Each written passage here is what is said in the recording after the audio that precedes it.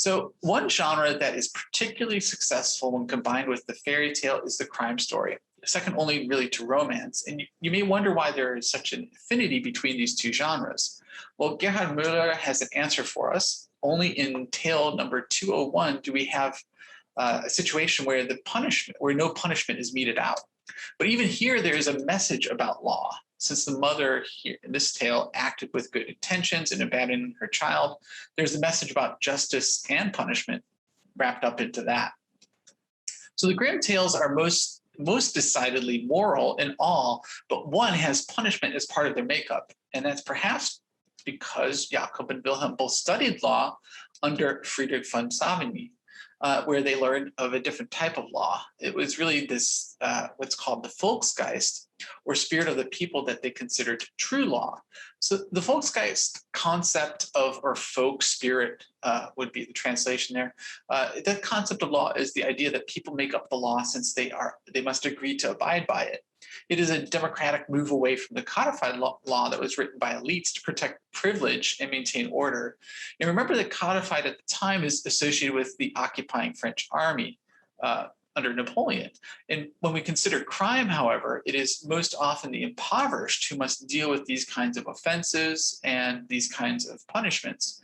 And therefore, it is at least in part formed by the spirit of the people.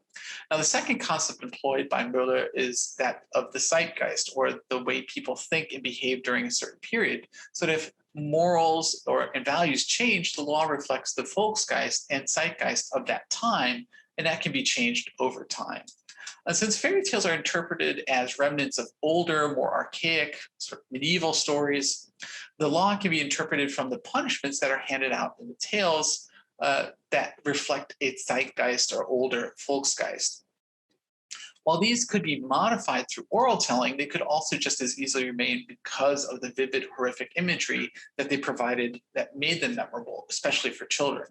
So if we look at pre-literate Germanic tribes, how they transmitted their laws through tales and rituals, with evidence for this in the Icelandic sagas, which always revolve around legal disputes and how they were resolved or not resolved. More formally, a third of the law was spoken by the Lögusögur every year at the Thing, which is a national sort of community meeting in early Iceland, where cases that needed to be heard at the highest court were also decided. So the Grimms also did not call their tales fairy tales, but rather Märchen, which comes from the Middle High German Mehre, that is most often used by lawyers as precedent. And so the fairy tales we read can also be making up a group of legal precedents that have been set or for appropriate punishments to crimes. So the Grimm's Märchen are part of the set of books that legal scholars consult when writing about cases, along with German legal antiquities from 1828 and Wisdoms, Volume 7 from 1840. The tales are considered to represent positive law or living law, legis barbarum, that was practiced in the village before lawyering became a profession in the late Middle Ages. The law that was transmitted from generation to generation in the Vulgate, not Latin, and later codified. So these laws are not commandments or rigid propositions, but rather precedents of what should happen to someone if they do this, how they should be punished. And many legal scholars have looked to the tales as this form of positive law. For example, Jens Christian Jensen sees in the Grimm's tales a harmonious resolution in 94% of the tales, while Hans Hartwig studied the importance of the Grimm's fairy tales in understanding the nature, form, and severity of punishments, and sees them as invaluable to the history of crime and punishment. Erich Wolfen found that every conceivable crime and appropriate punishment could be found in the Grimm's tales. So let us now look at some examples. What kinds of crimes and punishments do our Grimm tales offer, and what kind of crime transpires in Hansel and Gretel? It also shows that children are not considered responsible, and abandonment is punished according to gender. The mother dies, the father does not. The crimes of witchcraft and attempted cannibalism are death by fire or incineration. In Fitchersburg, we have the crimes of kidnapping, witchcraft, and murder, again with the historic punishment being death by fire, and here we have incineration, much like the Virgin Mary's child attempted burning at the stake. So in Little Red Cap, there is murder and cannibalism again, which also has historically been punished by death by drowning. And here the wolf was a common metaphor and actual sentencing for an outlaw in Icelandic or in Germanic tradition. And that was somebody who was excommunicated and could be killed on sight without repercussions. They were labeled Vargiveum, a wolf or outlaw. Another tale of an outlaw, the wolf and the seven little kids. He murders and cannibalizes, for which the punishment is also death by drowning.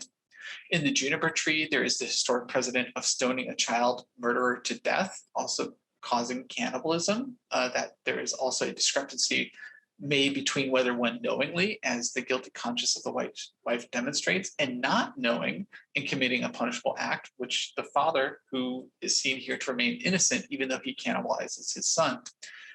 In the Goose Girl, there is the impersonation of royalty and deception, which historically received capital punishment, one method of which was the implementation of the Iron Maiden, here modified and represented as the barrel full of nails dragged by horses.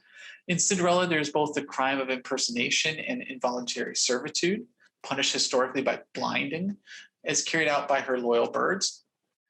In the table, The Ass and the Stick, the innkeeper is guilty of larceny, and the historic punishment for this is corporal punishment, as we see the stick mete out at the end of the tale. So imprisonment first became a common punishment in the 14th century. So much more common were punishments that were grotesque spectacles for the public to witness, like being boiled in oil, or what was considered the worst punishment, to be sewn in a sack with a viper, rooster, and monkey and thrown into a river. It is no surprise that the Grimms who studied law would incorporate this aspect into their tales. Much more surprising is perhaps the veneration of the texts and their violence that would shape the next century. Well, Fables offers us the merging of hard-boiled crime and the fairy tale. And in postmodern tales, we have the clever Riding Hood, the dominant, powerful Snow White, the businessman Bluebeard, and the wolf as chief investigator. So it's a typical anti-hero protagonist that is ambitious in allegiance, sometimes untrustworthy, comfortable working with criminals, really a loner, a lone wolf, much like the false image of the American cowboy, the rugged and wild moral in a lawless, deserted landscape. And the crime to be solved, well, it's a murder. The comics as in general, their first audience were young GIs during World War II, and it's maintained a strong adherence really for that type of audience of teens or late teens, particularly young males. And one can see from the art direction that Fables really caters that with that male gaze to the young male fantasy of American masculinity. If we analyze it as a medium, we can see that it has some similarities and differences from novels. The primary difference being that imagination of characters is provided for the reader. They only must logically connect the story together between panels, which is mostly rather explicit. And frames can be played with, connecting, overlapping, breaking the borders, while lines provide emotional cues and signal emotional effects and time dilation. So you can also move forward and backward while reading, scan a page first, take in the totality of the image, and from there set up the sequence of reading and plot in your mind. You can also take a closer look and spend more time on a frame, contemplate sort of other symbolic messages, or skip or pass ahead, looking quickly and getting into the gist of the tale from the images. So the medium is rather malleable to the reader's desire for information and plot. It's really quickly consumed. And an interesting aspect of the Fables world is that the fairy tale characters are introduced into normal life. So normal, everyday, trivial problems and challenges that derive and move away from their stereotyped archetypal images. For example, Beauty and the Beast are in financial troubles, which dampens their romance because of the cost of glamours to hide and fit in with their government-regulated codes. They're not free of the burdens of life, which sheds light onto the escapism that a fairy tale provides its readers with. It breaks away from the Disney images and sets the action in a gritty city, following a detective rooting out crimes, providing the formula for later TV incarcerations that really borrow the same formula. And Fables straddles the line between the disillusionment of the happy ending and the promise of happiness. While we think it's a murder, it is simply a con job. Perhaps not wanting to kill off a useful character for later plots, the depiction of female and male ideals is common to comics, but nonetheless problematic. The irony is, of course, that the wolf is now trying to solve the murder of Little Red Riding Hood. while there are innovative attempts to undermine the stereotyping and body images of princesses, there are regressive aspects in the depiction of the relationships between men and women with rather traditional roles, heavily saturated with the male gaze and the objectification of the female figure. So